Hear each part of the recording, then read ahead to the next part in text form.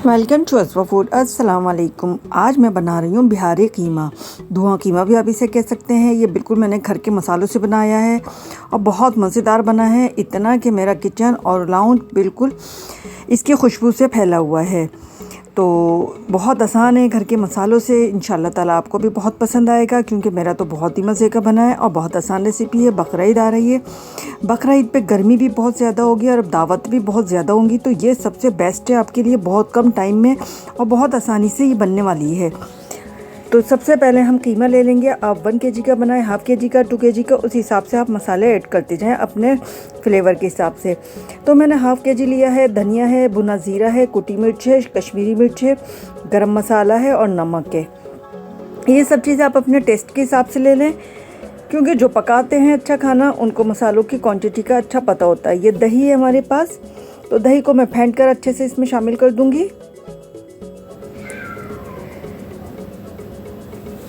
अब इसके अंदर हम शामिल कर देंगे 2 से 3 टेबल स्पून सरसों का यानी मस्टर्ड ऑयल। उससे बड़ा अच्छा से इसका फ्लेवर आता है। कुछ चीज़ें ऐसी होती हैं जिनसे वाकई फ्लेवर बहुत अच्छा आता है।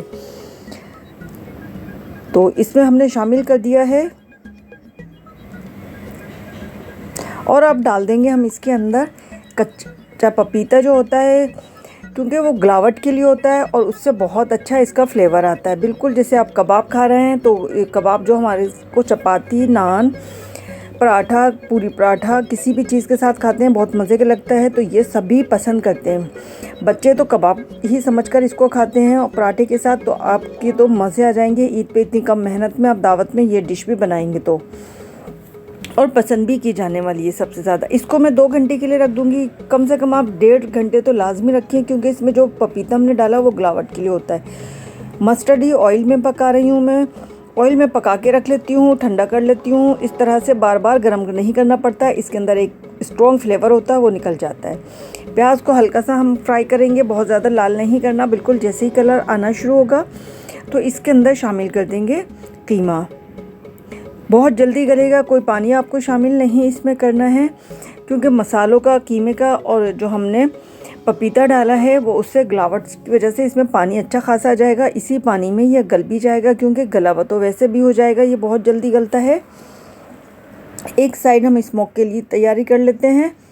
तो देखें पानी खुश्क हो गया है तकरीबन। मैंने 5 मिनट के बाद देखा इसके अंदर और हल्का हल्का ऑयल आना शुरू हो गया। अभी 5 से 6-7 मिनट और मैं लगाऊंगी इसको पकाने में और फ्राई करने में। ये बिल्कुल गल चुका है हमारा।